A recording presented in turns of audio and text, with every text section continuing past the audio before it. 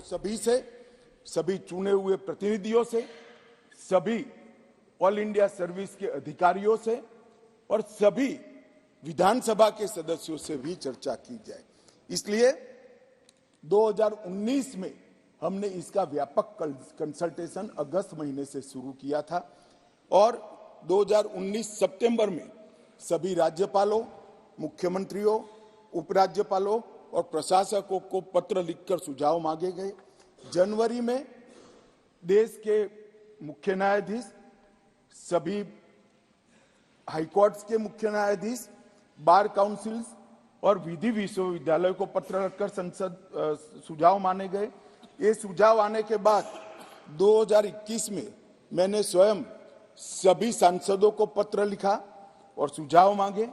2020 में सभी विधायकों से सुझाव मांगे गए। बीपीआरएनडी ने देश के सभी आईपीएस अफसर से सुझाव मांगे। गृह मंत्रालय ने देश के सभी कलेक्टरेट से सुझाव मांगे, क्योंकि कलेक्टरेट भी इसका बड़ा हिस्सा होता है। और मार्च 20 में ये सारे सुझावों को संकलित नेशनल लॉ यूनिवर्सिटी दिल्ली के कुलपति की अध्यक्षता में कमेटी बनाकर किया।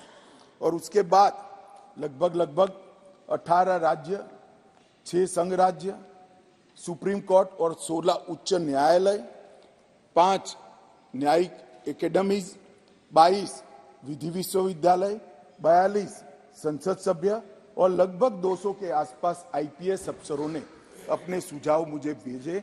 कुल 3200 सुझाव एकत्रित हुए, जिसको फुल स्टॉप कॉमा में पढ़कर इसको रखना या नहीं रखना, इसका विवेक के आधार पर निर्णय लिया गया है।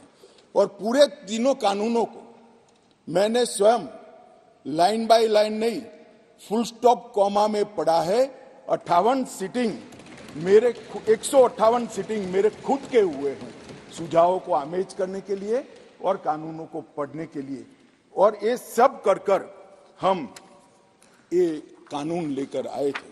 11 अगस्त 2023 को ये भारतीय न्याय संहिता, भारतीय नागरिक सुरक्षा संहिता और भारतीय साक्ष्य अधिनियम को, इन 3 विधेयकों को मैं यहाँ लेकर आया और आपने उसको गृह विभाग की स्थायी समिति को विचारार्थ भेज दिया। मान्यवर, वहां पर ढेर सारी चर्चा हुई। 10 नवंबर 2023 को इसकी रिपोर्ट राज्यसभा के उपसभापति को दे दी गई और ढेर सारे सुझाव, ढेर सारी टाइपिंग एरर्स, ग्रामेटिकल एरर्स और लीगल प्रोनाउंसिएशन के जो अपभ्रंश थे, ये सब सुधारने के लिए माननीय संसद सभ्यों की समिति ने ढेर सारे विचार रखे। इसलिए उसको जस का तस रखने की जगह मैंने पुराना बिल रिपील कर विड्रॉ कर नया बिल लेकर मैं आज सदन के सामने आया हूं। और इतने गहन विचार विमर्श के बाद मान्यवर बिल मैं सदन के सामने रखा है। मान्यवर, मोदी जी के नेतृत्व में जो 3 कानून आए हैं, न्याय, समानता और निष्पक्षता, ये 3 मूल सिद्धांतों के आधार पर इसके अंदर बहुत बड़ा परिवर्तन किया गया है। टेक्नोलॉजी का भरपूर उपयोग हो और आने वाले लंबे समय तक टेक्नोलॉजी के नए इनोवेशन क्या हो सकते हैं, इसकी कल्पना कर अभी से इसकी कानूनी वैधता के लिए ढेर सारे प्रोविजन किए हैं। फॉरेंसिक साइंस को इसके अंदर बहुत तवज्जो दी गई है और इसके माध्यम से, ये कानूनों के माध्यम से जल्दी न्याय मिले, इसके लिए पुलिस, लॉयर्स और न्यायमूर्ति सभी पर एक प्रकार से समय की मर्यादा डालने का काम भी इस कानूनों के माध्यम से हुआ है। मान्यवर, भारतीय नागरिक सुरक्षा संहिता, इसमें पहले सीआरपीसी में 484 धाराएं थी, इसके जगह अब 531 होंगी। 177 धाराओं में बदलाव किया गया है, 9 नए जोड़े गए हैं, 39 नए सबसेक्शन जोड़े गए हैं, 44 नए प्रोविजन और स्पष्टीकरण जोड़े गए हैं, 35 सेक्शन में टाइमलाइन जोड़ी गई है और 14 धाराओं को निरस्त कर हटा दिया गया है। इसी तरह आईपीसी की जगह भारतीय न्याय संहिता में पहले 511 धाराएं थी, इसकी जगह 358 अब रह गई है। 21 नए अपराधों को जोड़ा गया है। 41 अपराधों में कारावास की अवधि को बढ़ाया गया है। 82 अपराधों में जुर्माना बढ़ाया गया है। 25 अपराधों में अनिवार्य न्यूनतम सजा शुरू की गई है। 6 अपराधों को सामुदायिक सेवा का दंड, कम्युनिटी सर्विस का पेनल्टी देने का काम किया गया है और 19 धाराओं को निरस्त कर दिया गया है। और भारतीय साक्ष्य अधिनियम एविडेंस एक्ट को 167 धाराएं थी, इसकी जगह 170 धाराएं बनी हैं। 24 धाराओं में बदलाव किया गया है। 2 नई धाराएं, 6 उप धाराएं जोड़ी गई हैं और 6 धाराओं को हटाने का काम भी करा गया है। मान्यवर, मैं आज इस सदन को कहना चाहता हूं कि 2014 में नरेंद्र मोदी सरकार आने के बाद, एक लंबे अरसे बाद, अटल जी की सरकार ने भी ये प्रयास किया था, परंतु एक मिलीजुली सरकार थी, कई प्रकार की इसमें कठिनाइयां भी आती थी, मगर लंबे समय के बाद 2 बार इस देश की जनता ने ऐसी सरकार चुनी जिस सरकार ने अपने पूरे मैनिफेस्टो को अक्षरशः लागू करने का काम किया है और जिस मैनिफेस्टो को मैंडेट किया था इसको लेकर फिर से जनता के सामने जाएगी। हमने कहा था हम धारा 370 और 35 से हटा देंगे, हट गई। हमने वादा किया था आतंकवाद, उग्रवाद और के खिलाफ जीरो टॉलरेंस की नीति सरकार बनाएगी और सुरक्षा कर्मियों को फ्री हैंड देंगे, हमने दिया। इसके कारण 3 हॉटस्पॉट, जम्मू कश्मीर, वामपंथी उग्रवादी क्षेत्र और उत्तर पूर्व में हिंसक घटनाओं में 63% की कमी आई है और मृत्यु में 73% की कमी आई है और पूर्वोत्तर से 70% से ज्यादा क्षेत्र से अपसपा को हटा लिया गया है। जिन्होंने अपने एजेंडा में रखा था कि हम अपसपा हटाएंगे, वो ऐसी स्थिति का निर्माण नहीं कर पाए। हमने नहीं रखा था, अपसपा को हटाया नहीं है, परंतु हमने इसके अमल को रिस्ट्रिक्ट करने में सफलता प्राप्त करी है क्योंकि वहां कानून और व्यवस्था की परिस्थिति ठीक हो गई। हमने मान्यवर कहा था कि अयोध्या में जितना हो सके उतना जल्दी राम मंदिर बनाएंगे और 22 जनवरी को वहां पर राम लल्ला विराजमान होगा। ये नरेंद्र मोदी सरकार है, ये नरेंद्र मोदी सरकार है, ये नरेंद्र मोदी सरकार है मान्यवर, जो कहती है वो करती है। मान्यवर, हमने कहा था संसद और विधानसभा में महिलाओं को 33% आरक्षण देंगे। कांग्रेस पार्टी कई बार पावर में आई, तिथियां निकालती रह गई, हमने दे भी दिया और सर्वानुमत से देकर इस देश की मातृशक्ति को हमने सम्मानित करने। हमने कहा था 3 तलाक मुस्लिम माताओं बहनों के लिए अन्याय करता है, उसको हम समाप्त कर देंगे। मान्यवर, हमने इस वादे को भी पूरा किया। हमने कहा था कि न्याय मिलने की गति को बढ़ाएंगे और न्याय के आधार पर होगा, दंड के आधार पर नहीं होगा। मैं उस वक्त पार्टी का अध्यक्ष था, श्रीमान राजनाथ सिंह जी घोषणा पत्र लेकर जनता के सामने गए थे और आज हम दोनों बैठे हैं। मुझे आनंद है मोदी जी ने ये पार्टी के वादे को आज पूरा करने का। मान्यवर, न्याय एक बहुत अम्ब्रेला टर्मिनोलॉजी, न्याय एक सभ्य समाज की नींव डालता है।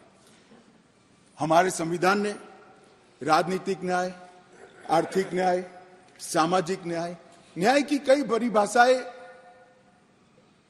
बनाकर हमारे लिए रखी है और ढेर सारे अनुच्छेद में 38, 39 से 142 में इसका जिक्र भी किया है। मगर जनता के आम मानस में न्याय का मतलब क्रिमिनल जस्टिस सिस्टम से हो गया। न्याय अनेक प्रकार के हैं, मैं इसका स्वीकार करता हूं। बड़ी पवित्र संकल्पना हमारे संविधान निर्माताओं ने रखी है, परंतु जनता डे टू डे में क्रिमिनल जस्टिस सिस्टम को न्याय कहती हैं। और आज मैं ये जो 3 बिल लेकर आया हूं, मोदी जी ने सालों से देश की जनता की जो अपेक्षा थी कि हमें पेनल्टी नहीं चाहिए, हमें दंड नहीं चाहिए, हमें न्याय चाहिए, आम आदमी की सुरक्षा होनी चाहिए, वो बिल इस बिल के माध्यम से होगा। राज्य का सबसे पहला कर्तव्य मान्यवर न्याय होता है और लोकतंत्र के 3 स्तंभ न्यायपालिका, कार्यपालिका और विधायिका, ये तीनों एक न्याय का मजबूत प्रशासन देने के लिए हमारे संविधान निर्माताओं ने 3 के बीच में काम की बंटवारा किया है।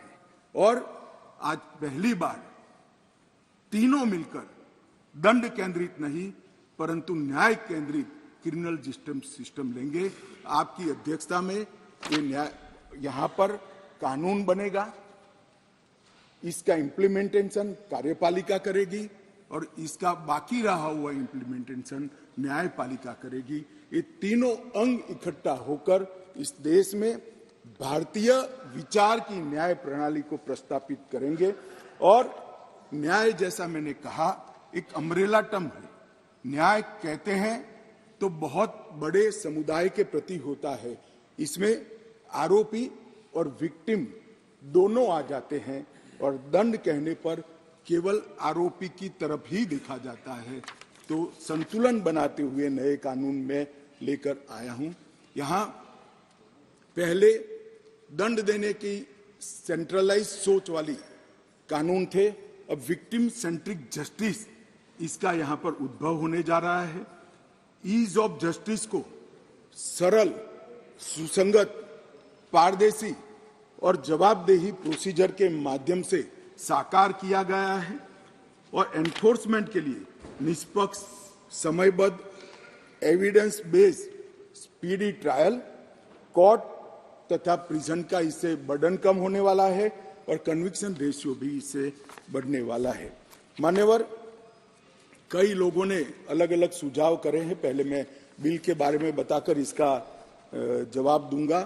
और सबसे बड़ी बात है मान्यवर कि जो बिल लेकर मैं आया हूं वो ढेर सारी नई चीजों को भी इसमें जगह देने वाला बिल है और इसका उपयोग करने वाला बिल है। इन्वेस्टिगेशन को हमने फॉरेंसिक साइंस के आधार पर प्रोसिक्यूशन को बल देने का फैसला किया है। बलात्कार की पीड़िता का ऑडियो वीडियो रिकॉर्डिंग के माध्यम से रिकॉर्ड लेना कंपलसरी किया है। कई सारी जगह पे मैं आगे बताऊंगा आपको टेक्नोलॉजी का उपयोग किया है और कोर्ट पर भी ढेर सारे समय को कम करने के प्रावधान पर हमने डाले हैं। मान्यवर, आज के बाद इस देश में अभी 3 प्रकार की न्याय प्रणाली है। कहीं मेट्रो जज होते हैं, कहीं नहीं होते हैं, कहीं फर्स्ट क्लास मजिस्ट्रेट होते हैं, कहीं नहीं होते हैं। एक कानून पारित होने के बाद कश्मीर से कन्याकुमारी और द्वारिका से लेकर आसाम तक सभी देश में एक ही प्रकार की न्याय प्रणाली होगी और न्याय प्रणाली का में समानता इसी कानून के माध्यम से आएगी। मान्यवर, इसमें डायरेक्टर ऑफ प्रोसिक्यूशन का एक्सटेंशन और उसका महत्व और उसको कंपलसरी करने का काम किया है, क्योंकि न्याय प्रणालिका में किसी निर्दोष को अन्याय हो जाए या तो किसी विक्टिम को न्याय न मिले, दोनों किस्सों में हमारी त्रिस्तरीय न्यायिक व्यवस्था है, उसमें अपील का बड़ा महत्व है। आज अपील का निर्णय वो ही लोग करते हैं जो वो गलती जो हुई है, मानो विक्टिम को लगता है कि मेरे साथ न्याय नहीं हुआ है, तो वो ही निर्णय करते हैं अपील करनी या नहीं करनी जिसने ये गलती की है। अब एक स्वतंत्र डायरेक्टर ऑफ प्रोसिक्यूशन हर जिले में भी बनेगा, राज्य स्तर पे भी बनेगा, जो पारदर्शिता के साथ एक केस में अपील करने लायक है या नहीं है उसका निर्णय करेगा। उसमें पुलिस का और प्रोसिक्यूटर का केवल और केवल अभिप्राय होगा, निर्णय एक तटस्थ प्रणाली का होगा जिसको डायरेक्टर ऑफ प्रोसिक्यूशन के नाम से यहां इंट्रोड्यूस किया गया है। पुलिस की अकाउंटेबिलिटी कई सारे मामलों में तय की है।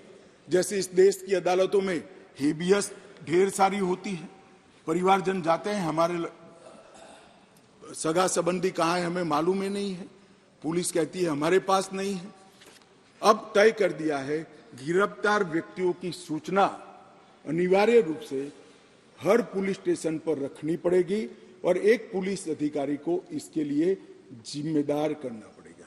मान्यवर, इस तरह से मैं आगे बाद में बताऊंगा, परंतु ढेर सारी चीजों को हमने पुलिस की अकाउंटेबिलिटी फिक्स करने का भी इस कानून के माध्यम से काम किया है। और विक्टिम सेंट्रिक कानून जब मैं कहता हूं तब मान्यवर हमने ढेर सारा विक्टिमों को बीएनएसएस में 360 तो अपनी बात रखने का अधिकार दिया है, इंफॉर्मेशन का अधिकार खंड 173, 93 और 230 में दिया है, नुकसान की क्षतिपूर्ति का अधिकार दिया है, जीरो एफआईआर को इंट्रोड्यूस किया है। अब कोई भी मुकदमा स्टेट विक्टिम की परमिशन के बगैर, विक्टिम को सुने बगैर कोर्ट सिर्फ स्टेट के कहने पर विड्रॉ नहीं कर सकती। जो विक्टिम है उसको सुनना पड़ेगा, उसके ऑब्जेक्शन को भी सुनना पड़ेगा। विक्टिम को, जो फरियादी है, उसको 90 दिनों में जांच की प्रगति के बारे में इंफॉर्मेशन देने की जिम्मेदारी पुलिस की गई है।